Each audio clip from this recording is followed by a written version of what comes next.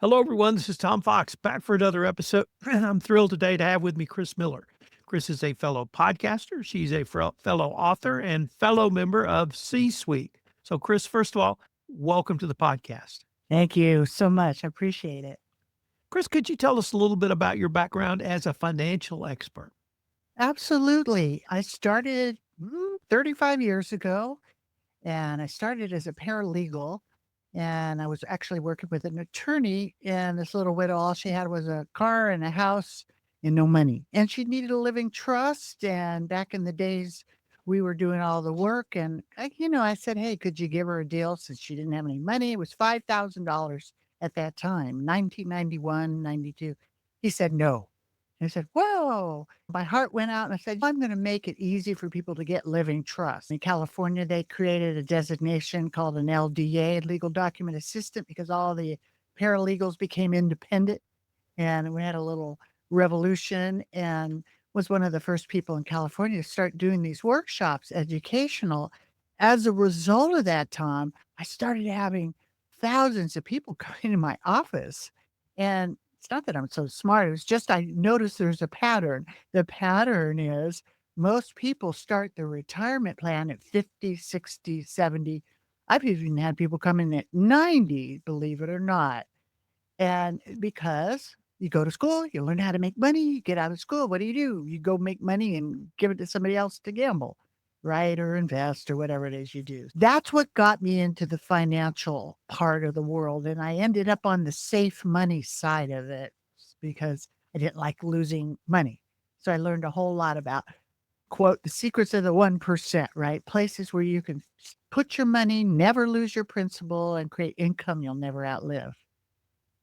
So, tell us about your mission. I think maybe it's an age thing. About midway through my business, I have successful business. I felt compelled that I needed to take what I had to repurpose it to help millions of people. And lately, it's just, I feel like I'm running in front of a fire. Not that I'm a doom and gloom person, but there's a lot of volatility going on. And I see all these little sheepies about to go off a cliff. And nobody's really telling them, just saying everything's okay. It's just like normal, but it's not normal. These are different times that people need to be aware of. So right now, my mission is to get out to millions of people and share these healthy money strategies. So, the volatility we're experiencing now, how can a investor or a couple or any other group of people really work to what you call crash proof your finances? Right. After I went through a few crashes in my finances, I literally got into equity index annuities to start with. Then I learned about the index universal life, which is a tax-free chassis. So these are like hybrid whole lives. I know you know about them. And the beautiful thing about them is these hybrid ones can create tax-free income for life. And inside of them, there are components for long-term care because the subtitle of my number one best-selling book is 3 Secrets for Safe Money in a Fabulous Future. There's 3 things I see people miss in their planning. And so inside of that is the catastrophic illness protection. It creates tax-free income. It builds cash. A lot of real estate people use them to flip houses where they build cash, flip the house, pay it back.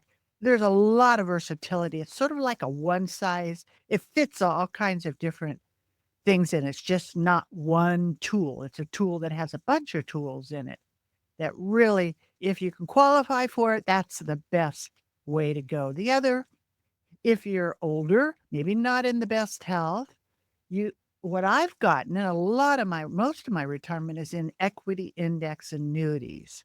An annuity, not one person ever lost $1 in the Great Depression, so they're safe. I've had mine for 30 plus years. I made money during 2008.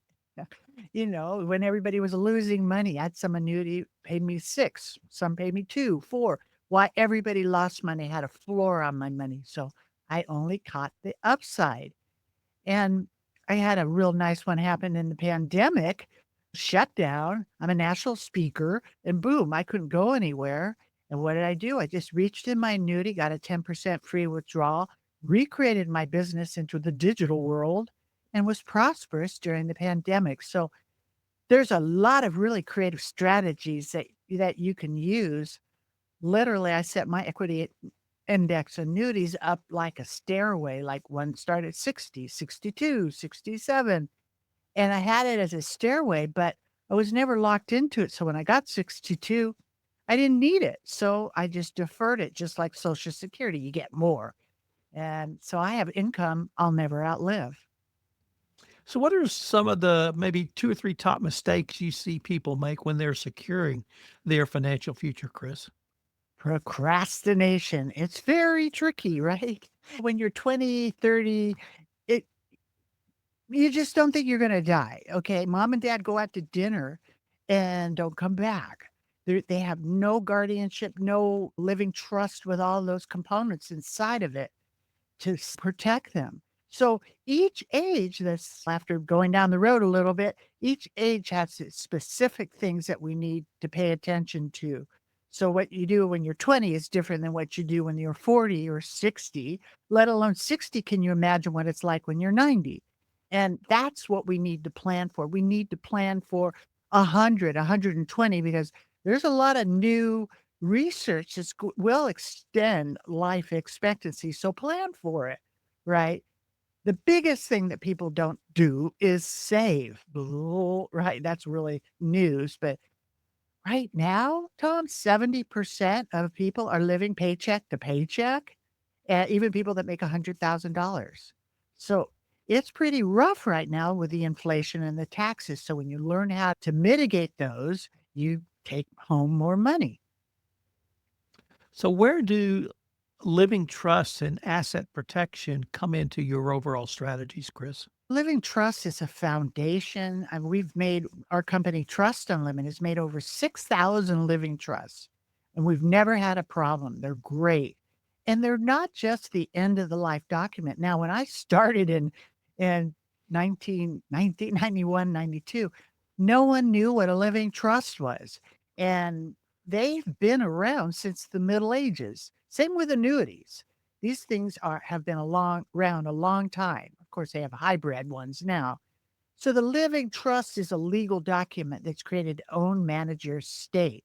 But it's a living document, which means inside of a good living trust, you'll have a power of attorney for financial, which you need, right? Power of attorney for healthcare. I wonder how many people got one of those during the pandemic. So sort of like we went through it and then everybody's forgot that you need to, have all of those things in place. So those are part of the living document. Guardianship, like I talked about, for minor children. You want to make sure that you have something set up, God forbid, if something happens to mom or dad.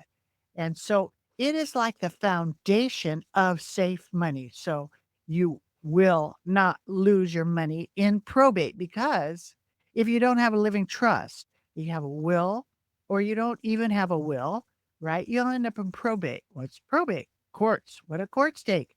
Attorneys. What do attorneys take? Right? A lot more money than you would have had to pay if you would have been able to pass your estate directly from you to your family. So I'm a lawyer, and when I think about estate planning, I think about the will, I think about the trust, I think about, I guess I don't have any minor children left in my family, but when we did, or I did, guardianships, does the living trust and some of the financial management strategies you articulate fit into traditional estate planning? Is it separate from, supplemental, all of the above, or none of the above? It's a combination because it's really specific to the family. On the families, of course, you would understand if they have higher estates that they're trying to defer sales tax or irrevocable trust. That's your job, right? In the higher estates with tax. I don't do the high end tax trusts, right? I'm doing simple family trusts, right? I think it's up to what, 11 million something per, which is all gonna change, right? I think this year, all the tax things are gonna all go again in whatever way they go. But a good living trust The family trust is set up to contain all the assets. And inside of there, if something happens, then you have somebody that can manage it for you if you're not, you know, incapacitated, right? You're not able to do it yourself. I was really intrigued by the next topic because I'm not sure I've heard anyone talk about this. Insurance as an investment vehicle or an investment tool. Could you give us your thoughts on why insurance is underutilized as a tool in financial planning? That's such a great question. And I honestly, I did not learn about it until I was 58. I was a little bit mad because it really is a way, even for people that don't have a lot of money, to create money. As an example, Index Universal Life. Now, I'm not selling any companies. There's a lot of them out there. So I only use the A companies. And the illustration is proprietary, meaning not you can just not every insurance agent will really know how to leverage the death benefit to use it while you are alive in a tax-free payout. So I literally got one at 64. Now I'm in excellent health because they are underwritten. So it is like a life insurance that they're going to underwrite your health. Now, what they do is they blow the death benefit up so that you can create tax-free income. So, I'll give you a couple examples. Ed had a quote, kid, right? He was 38 and he only put $500 in a month. And this is such a super way for younger people to create huge nest eggs down the road for their college or their income for later.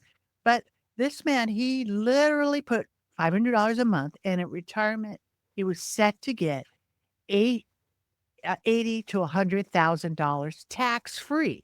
So the value of the money, of course, is worth more because it's not being taxed as you take it out, and it's for life. So when you look at those illustrations, Tom, it's into the millions with longevity. Of course, you have to have the longevity, but that pays out every month tax-free income for life. Then inside of those, they have a component where, say, God forbid, I had a catastrophic illness, and 7 out of 10 of us do after 65 end up in a nursing home. Sorry to say, horrible. We need to have protection. And it's emotional for me, but my family empowered me to share this because my family is my nightmare, honestly, and it's given me propulsion to share with other people. But my mom came up to me one day and she was crying. She had this paper in her hand and she said, "Honey, share this with your clients." I go, "What, Mom? What is it?" And when I looked at it, it was a bill from Stanford Hospital for 5 days of chemo, $90,000. Okay. So she had that 5 days every month for a year. Do the math, right? $1 million is not a lot of money if you think you're going to self insure. Thank God.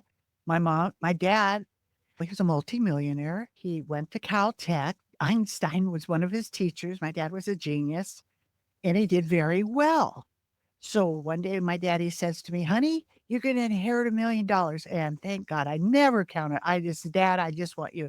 Never thought about I'm going to get his estate. Never took that for granted. I just wanted my dad.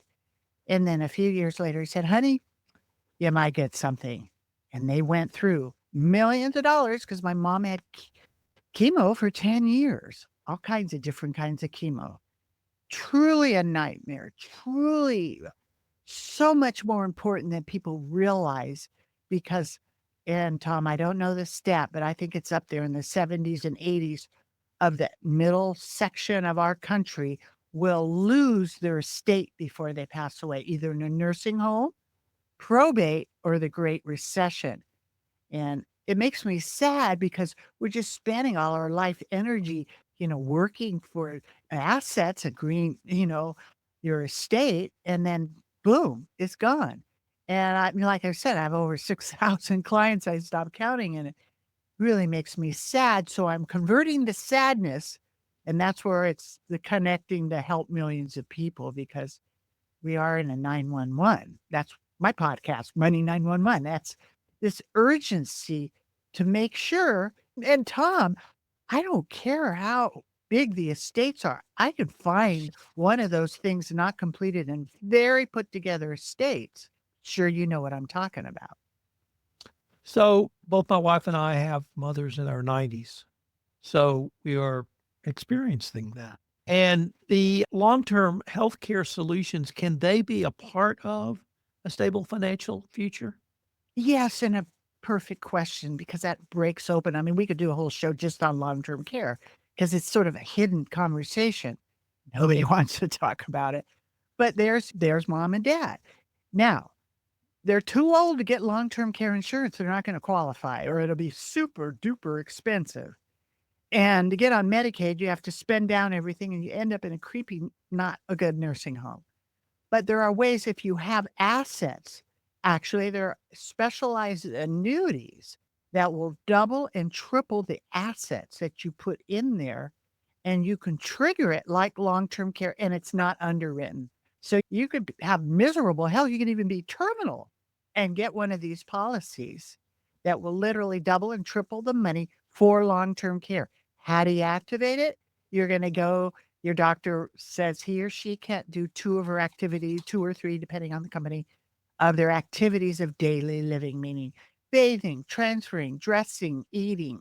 You got one of those, a couple of those knocked off, you can't do that, then boom, you could access a double or triple of the money you put in there that you can take out for care. So there Chris, are some creative ways that you can leverage what you have so that you're comfortable in your last quarter.